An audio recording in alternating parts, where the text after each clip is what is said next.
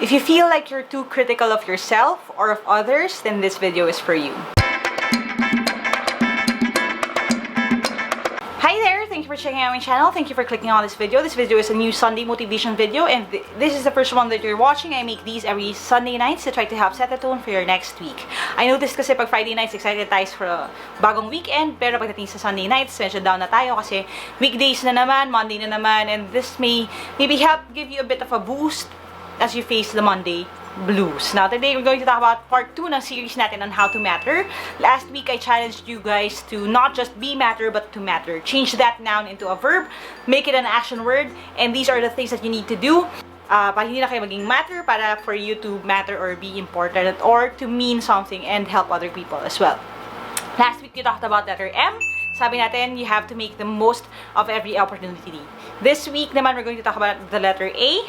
And letter A is allow for mistakes. Now, it's very important for us to talk about it kasi it's something that you have to hurdle pagdating sa any endeavor in life. And how can you be a better person if you don't allow for mistakes? You have to be forgiving and you have to be more gracious. Now, I'm telling you guys this coming from a point of bad experience, okay? Hindi ko masabing point of experience lang, bad experience talaga. Kasi I'm someone na very critical about myself. And it really was a struggle for me for a very long time. And my earlier students would tell you that. Kung any of my college students when I was starting out could tell you stories of me, sasabihin nila yan, they were usually afraid of me. Kasi I was so strict. Pag kunyari malilate sila kahit 1 second lang, nakalock na yung door. Pag mayroong mga papers na nalate sila kahit 1 minute lang, hindi ko na ina-acknowledge or hindi ko na sinasagutan. And mahirap talaga mag-adjust from that to this, and it was a journey then for me.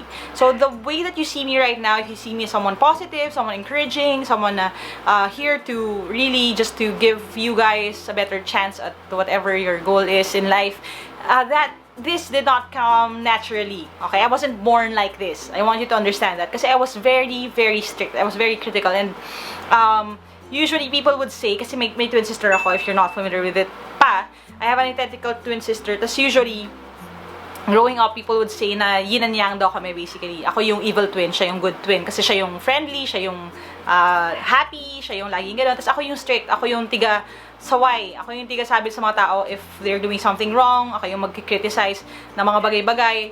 I was the troubleshooter, para gano'n. People would come up to me and bring their papers or bring their projects or even people. Tapos sabihin nila, anong gagawin namin dito sa taon to? Anong gagawin mo dito? Ako yung tiga sabi ng kung ano yung nangyayaring mali. And for a long time, I kind of embraced that about me. I loved how critical I was. I loved how strict I was. And that became my brand. Na I was a doer, I was a choleric, extreme doer ako, very strict. And the truth is, because of that, naging limited din yung reach ko. And I want to encourage you guys, kasi ang nangyari was, I noticed na sa aking sarili, okay, I was very strict then of myself. And I would say that, my students know this, I would tell them, if you're strict sa sarili niyo, mas strict ako sa sarili ko. Okay? And I keep myself, I set myself dun sa mataas na expectations din. And every time I get something wrong, kahit maliit na bagay lang, hindi ko napapatawad yung sarili ko. To the point na there are situations na I bet nakalimutan na ng mga tao na nagkamali ako, pero ako hanggang ngayon hindi ko pa rin nakakalimutan. Like, there was this one time when I was in grade 3 or grade 4, we were at the camp nung elementary kami. Tapos meron kasing mga high schoolers na kasama namin sa camp. So sa school kasi yon, so school-wide siya, lahat ng mga students nasa camp. And one time, okay, before the bonfire, nakatayo kami sa court nung campsite. And I was holding my flashlight, tapos iniikot-ikot ko lang siya, tapos nag-make ako ng jokes. Okay? Tapos ginagawa ko lang, every time na may matatapatan nung flashlight ko, kung ano man yun, branch ng puno, or upuan, or anything, gumagawa lang ako random na joke, or pinapatawa ko yung mga classmates ko, basically. Now, there was one time, nung inikot ko yun, natapat siya sa paa, and ang nagkataon lang na yung paa, kinakamot nung may-ari. So, nagkakamot siya ng paa niya. It's yung kamot talaga na hard. And so, what did I do? Okay, ang ginawa ko, nag-joke ako about Caniston cream, yung, ano niya, buni and athlete's foot, mga ganon. So, nag-joke ako ng ganon. Tapos, tumawa yung classmates ko. Okay? Now, after nila tumawa, lumingon yung may-ari ng paa. And by impulse, again, hindi ko sinasadya, pag akyat ko nung kamay ko, kasi syempre tatanggalin ko siya, pag taas nung kamay ko, nakita ko yung mukha nung tao na pinagtatawanan namin. And the thing is, I know her, okay? And she knows me, kasi anak siya ng isa sa mga pastors dun sa, na friend nung church namin. So, kilala niya ako. So, lumingon siya, tapos parang gunan siya sa, Kambal, anong nakakatawa? Sabi niya. Tapos ginawa ko, nagtago ako sa mga classmates ko kasi nahihiya ako sa napahiya ko siya. Nahiya ako sa kanya na I did that to her. Dahil ate-ate ko siya eh. Tapos ginawa ko siyang joke. And because of that one thing that I did, my entire life after that, hindi ko siya matingnan sa mukha. Iniiwasan ko siya. Which is hard to do kasi kasama ko siya sa school. Malapit yung neighborhood namin. Nagkikita kami sa church usually pag may mga special occasions. And every time I see her, kahit nasa malayo pa siya, gagawin ko, iiwas ako, lalayo ako. Kasi nga, napahiya ko siya. And nagkagawa ako ng mali sa kanya. And for a long time, I couldn't forget na may ginawa akong mali. That was how I was. And again, grade 3 ba to, grade 4. So, ang tagal na nun. Pero ganun pa rin ako up until college. And the last time that we met, actually, medyo may ganun pa rin akong feelings. And I missed out on the opportunity to tell her about it. But if in the odd case, Ate May, you're watching, Doktora May, you're watching, sorry about that thing that I did when I was young. Probably hindi mo na naalala, and I bet hindi na rin naalala ng lahat ng classmates ko. Pero ako, naalala ko pa rin kasi nga, I was too critical of myself. And I know most of you guys can relate to that. Maybe may mga bagay kayong nagawa in the past na hanggang ngayon hindi nyo pa napapataw yung sarili niyo.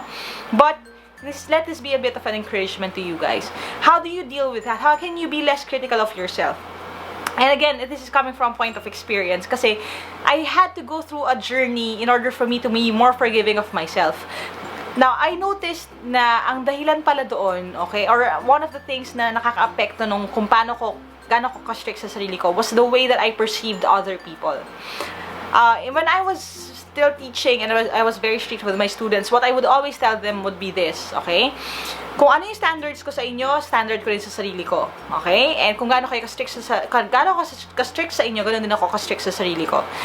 And I would always say this line, di ba? Kaya if I do something wrong, sasabihin ko, di ba? You can never be more disappointed in me than I am. Okay? Anong ibig sabihin nun? Kaya if I get something wrong, if someone gets mad, mas galit pa ako sa sarili ko than that person. If someone gets frustrated or disappointed or basically I feel so bad about myself. Kasi yun yung feeling ko about myself. And then I realized na kaya pala rin ganun yung feeling ko about myself was because ganun din yung feeling ko sa ibang tao.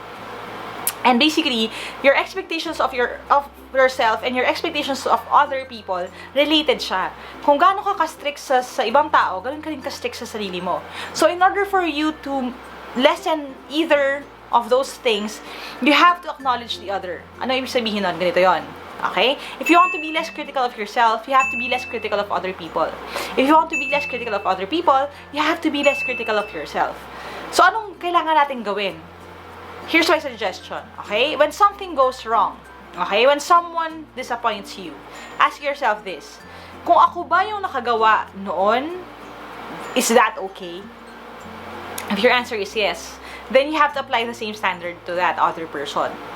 Now, if, for example, you do something wrong naman, for example, ako, pag sinabi ko, kunyari, ay nako na nagkamali ako ng type dun sa bagay na yon, I would ask myself, and I do this all the time, this is a bit of an exercise din for me, hanggang ngayon, okay, sasabihin ko, wait lang, kung si Jana ba yung kapatid ko, kung si Jana ba yung nagkamali ng type, i-condemn ko ba siya?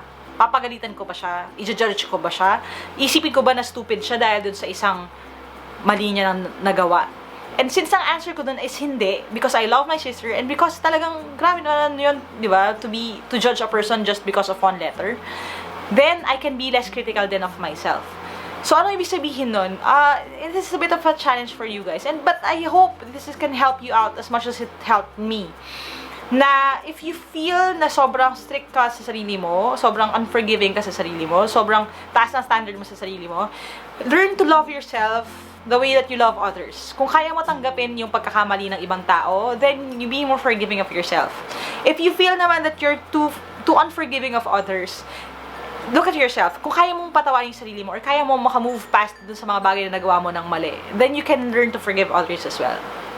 I do that all the time hanggang ngayon. Na when people do something wrong din sa akin, iniisip ko, ano ba yung mga kasalanan ko? Ano ba yung mga bagay that I did in the past? If God was able to forgive me dun sa mga malalaking bagay na nagawa ko, or I was able to move past that, or naka-recover ako from those mistakes, then maybe I should give that person a chance to recover from their mistakes as well. Now again, I'm telling you this kasi from experience, kasi dahil hindi ako ganito noon, and dahil hanggang ngayon I still struggle with it, I have to be active dito sa pag-iisip ko na yan, so I can be more gracious sa ibang tao. And what I realized is, this is also, yun nga, a very vital key on how you can matter in life. Kasi, if you're too critical of yourself and of others, you won't grow, and you won't allow other people to grow as well. Kasi, ang mistakes is inevitable. Hindi pwede na hindi magkakamali ang mga tao. And if you tell people na ganun kataas yung standards mo, they will eventually fail you. And lalo ka lang ma-disappoint. And lalo lang din sila ma-frustrate. So, walang magandang naidudulot yung pagiging sobrang critical of yourself and of other people. You have to allow for mistakes. You have to tell yourself na this is part of the journey, and what you can do instead of pointing fingers or blaming someone else is to just learn from that mistake and change it as you go along.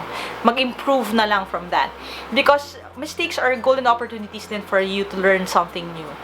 You can learn something new about yourself, you can learn something new, as in literally a new skill, and you can learn how to troubleshoot mga ganyang mga bagay na yan dahil hindi naman yan may aalis sa mundo. So, I hope that was encouraging for you guys. Again, that is how you matter. You have to allow for mistakes, both sa sarili mo and sa ibang tao. And I hope that was something na pwede nyo pag-isipan or pagnilay-nilayan dito sa buong linggo na ito. When you make mistakes, ask yourself, can I forgive that in others? And when other people make mistakes, can you ask yourself, can I forgive that in myself? Kasi if you think of it that way, then that can hopefully help you sa pagiging critical ninyo of others and of yourself. In the Bible, it says, di ba, love one another as you love yourselves. And that is kind of yung challenge din natin for this week. Na the way that you treat others, it should be the same din standards na binibigay mo sa sarili mo. So, if either one is too high, i-match nyo dun sa mas mababa. You have to be more forgiving. Thank you guys for watching, and as always, if you want to reach out to me directly, if you want advice, motivational quotes, or just keep track of my life, where I travel, what I do, you can go to www.facebook.com/atelaycamarevilla. If you want yung mga tips sa English, math, logic, or anything exam na i-take ninyo, or just to learn new things, you can go to www.facebook.com/Team Lyqa. Thank you so much, and I love you guys. See you on my next video. Aja aja, kain yan. Bye for now.